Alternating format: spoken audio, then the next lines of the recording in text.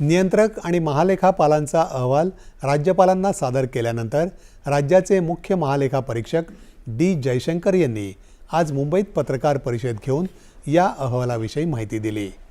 या अहवालात आदिवासी कल्याणविषयक योजना तसंच स्वाधार योजनेच्या अंमलबजावणीत अनेक अनियमितता झाल्याचं नमूद करण्यात आलं आहे, असं त्यांनी सांगितलं।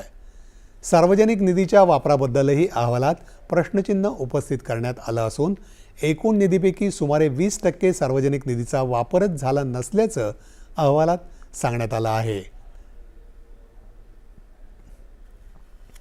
सरकारच्या कामगिरीबद्दलही कॅग अहवालात माहिती असून महसुली तूट कमी करण्यासाठी अधिक काम करण्याची शिफारस कॅगनं केली आहे। वित्तीय व्यवस्थापन आणि आर्थिक नियोजनावर भर देण्याचंही अहवालात सांगितलं आहे। पावसाळी अधिवेशनात हा अहवाल मांडण्यात आला होता। आषाढी वारीसाठी